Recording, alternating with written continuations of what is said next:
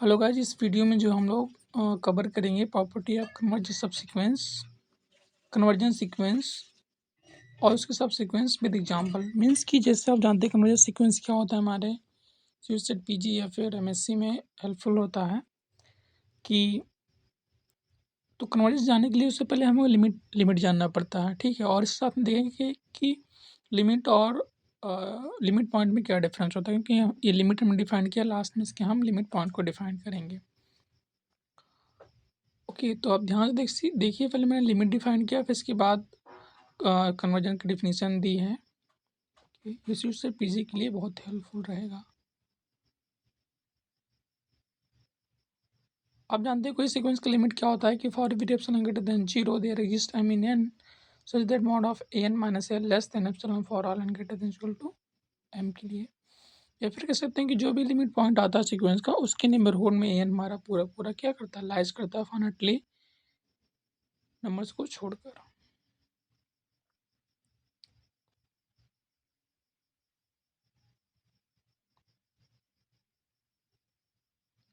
तो स्टार में क्या लिखा है, limit of a sequence is a limit point of that sequence but converge not to. मतलब क्या है, जैसे कोई लिमिट पॉइंट है तो वह लिमिट नहीं होगा, लेकिन कोई लिमिट है तो वह लिमिट पॉइंट हो सकता है, ठीक है। जैसे इसमें जो एग्जांपल दिया है ये कन्वर्जेंस के लिए, कन्वर्जन क्योंकि इसका लिमिट पॉइंट क्या आएगा, 1 और 1, जबकि इसका लिमिट पॉइंट ये है ही नहीं है, तो ये कन्वर्जेंस के लिए हमने दिया एग्जाम्पल। इसके बाद हमने डिफाइन किया कन्वर्जन सीक्वेंस क्या होता है। तो आप देख सकते हैं sequence N is said to be a convergent if it has a limit L when n tends to infinity n equal to L. और ऐसे समझिए जब भी लिमिट होता है उस सीक्वेंस का तो यूनिक लिमिट होती है, ठीक है। किसी भी सीक्वेंस की लिमिट एग्जिस्ट करती है, हाँ, वो यूनिक होती है। और every conversion sequence is bounded, तो जो कन्वर्ज करता है वो बाउंडेड भी होता है। एग्जाम्पल देखना, वन पानियन ये कन्वर्ज कर रहा है किस पे, 0 पे, बाउंडेड भी है 0 एंड 1 से।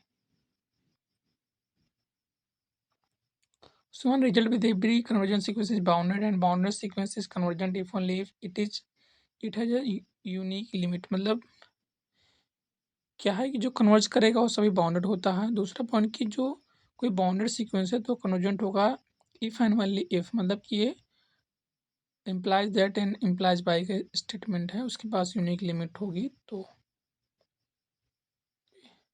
और सारी प्रॉपर्टी दी है, एवरी कन्वर्जेंट सीक्वेंस है unique limit point, monotone sequence is convergent if it is bounded.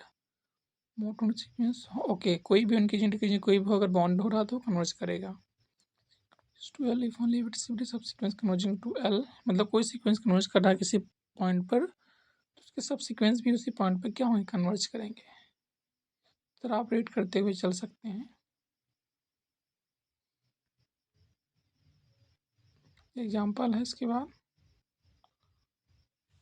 कि इसके लिमिट क्या हो जाएगा, ये क्योंकि कन्वर्जन बाउंड है दोनों, इसीलिए इसकी लिमिट प्लस थी, क्योंकि सीक्वेंस हमारा पॉजिटिव है इसलिए नेगेटिव हमने छोड़ दिया है। ओके, अब difference between limit point and limit of a sequence, हमने लिमिट ऊपर डिफाइन की थी, अगेन हम लिमिट पॉइंट डिफाइन कर रहे हैं।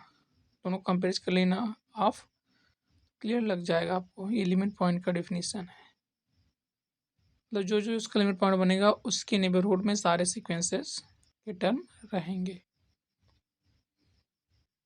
सी N equal to minus one की पावर एन है तो इसका लिमिट पॉइंट क्या आता है, 1 और -1 आता है, तो 1 के नेबरहुड में सारे सीक्वेंस आएंगे और 1 के में भी आएगा। लेकिन जब लिमिट होता है तो उसी एल के पॉइंट के अंदर में ही सारे सीक्वेंस के कवर हो जाते हैं।